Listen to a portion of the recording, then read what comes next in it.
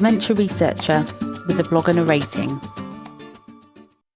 Silence has never been my friend. Some people thrive in it, but I don't. When a room goes quiet, I'll catch myself listening to the faint hum of the fridge, and soon enough that becomes the only thing I can hear, and the work slips away.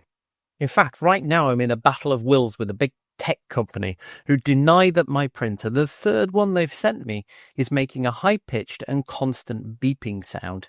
Imagine a barely audible heart rate monitor. Anyway, background TV and music sounds help, although they don't hide the printer noise. Not every kind, but the right kind. Some tracks or shows, for example with complex plots, throw me off course. Others hold me steady.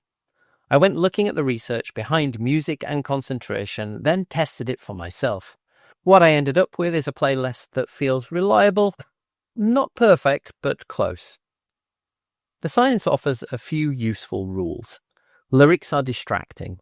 Even when you think you're not listening, part of your brain insists on following the words.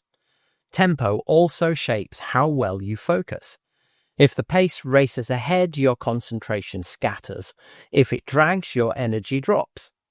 Research suggests somewhere in between 60 and 90 beats per minute keep you moving without pulling you off balance. Then I learned about something called Yerkes-Dawson law, which shows the perfect performance peaks when you're alert but not overstimulated. Music chosen with care can push you towards that middle ground. Now, I know some people swear by pink noise or white noise. I find it useful, but only on certain days, and even then, only on low volume. Binaural beats are another option. I've tried them. Pleasant enough, but nothing transformative. Still, they're worth exploring if you're curious. What I settled on was structure. My playlist runs at about 2 hours.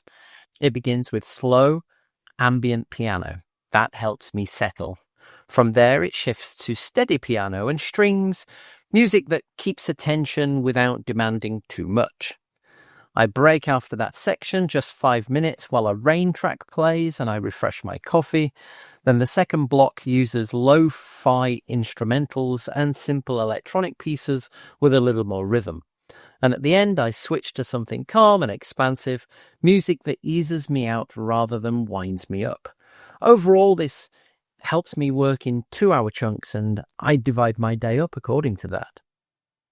The exact tracks matter less than the order, playing them in sequence that turns the playlist into a ritual.